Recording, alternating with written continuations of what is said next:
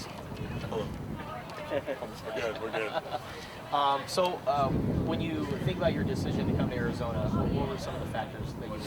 I think the most attracting factor was the familiar front. Coach Huntley, Coach Nansen, Coach Gafusi, they run a very similar defensive front that I ran at Georgia.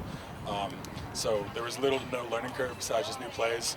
All the techniques, the same things, same drills. So it felt just like a second home already. And what do you take away from your time at Georgia and playing with a lot of defensive linemen who are playing in the NFL? Yeah, I think one of the biggest things I can take away is just playing with some awesome dudes. Just seeing how the work you have to put in to be great.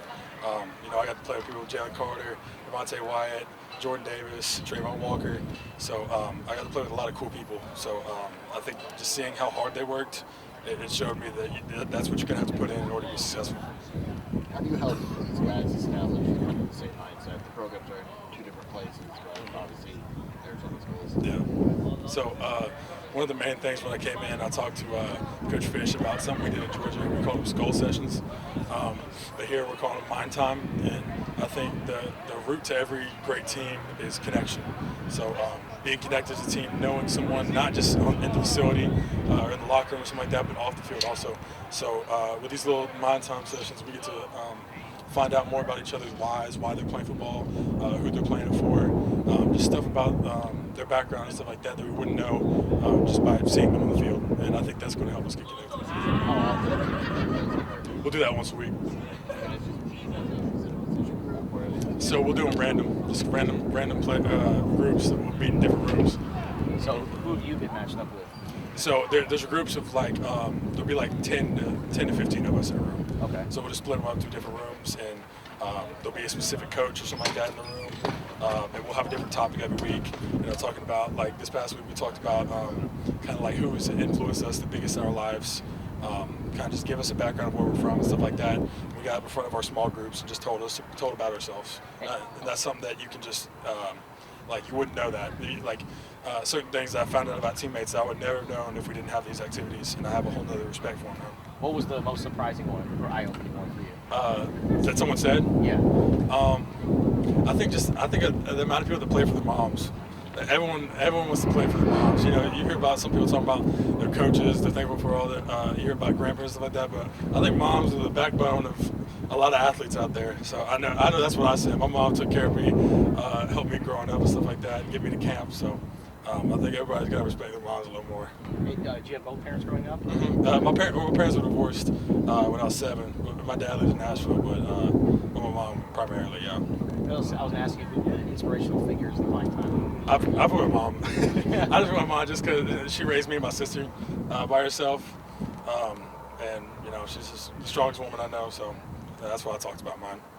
The tragedy that you went through at Georgia, what was that experience like for you? It was rough. It was rough being away from it. I think that was the most difficult part, that I couldn't be there with my old teammates during that time. But just reaching out, talking to my teammates, just going through pictures, thinking about them all the time. And Chandler, I think that's just how all of us in that Georgia family have gotten through it. You have a kind of a cool connection with Justin Flo. Seems like you guys are like two best buds. Yeah. Tell us about that. So I played Justin. We played together. We played against each other the first game of this past season, Georgia versus Oregon and Atlanta. So that's the first place I saw him play in person. And I didn't know him well. I'd seen him a few times and stuff like that. I knew of him. But on my official visit here, that we both came on the same weekend, and we clicked, man. We clicked just like that. So I got that energy from him. It was infectious. I was like, oh, this dude's awesome. I hope he comes here. So when we went to Coach Fish's house, I was like, are you going here? And he's like, yeah, we're going here. I said, awesome, we're doing it. So now we've been just like that. And you guys just always hang out with each other? That's what I do. Yep. What do you do outside of football? I love playing video games, and I make beats. I was going to say, I've noticed you've been producing music. What got you into that? Yeah, so one year for my birthday, I got a little beat pad, and I was like, oh, this is cool, and I didn't really mess with it. And then 2 years later, I was like, let me mess with this a little more. So I started messing with it, and then I did some research. I'm like, hey, you can make money off of this. I was like, this could be an actual living, and that could branch off into different aspects of music business, not even just in the producing part. So I've gotten into that. Being so close to Atlanta, being in Georgia, I gained a whole bunch of new connections from that.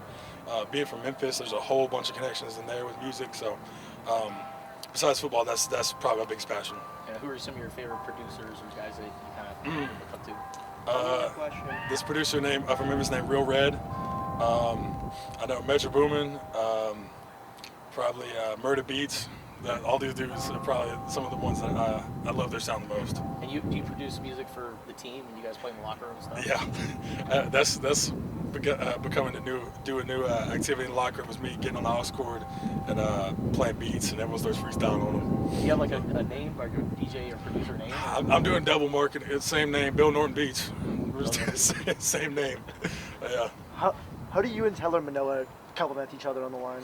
I think me and Tyler both play with a very physical style of interior defensive line play. When I found out Tyler was coming, I was ecstatic, because you can't just have one big dude in the middle. You need two dudes. You need a good rotation, and someone that you can rely on. Be like, oh, I just did 8 plays on this drive. I need someone else to come in. He's going to turn around and do 8 plays with the same intensity, same physicality. So me and Tyler obviously have just met each other in January and stuff like that, but I already feel very close with him. And the physicality he plays with, coming from UCLA, as well as some of the other transfer dudes coming from UCLA. All right, that's our time. Thank you. Thanks, Bill. Nice meeting you. Yes, sir. How long were you in the Florida?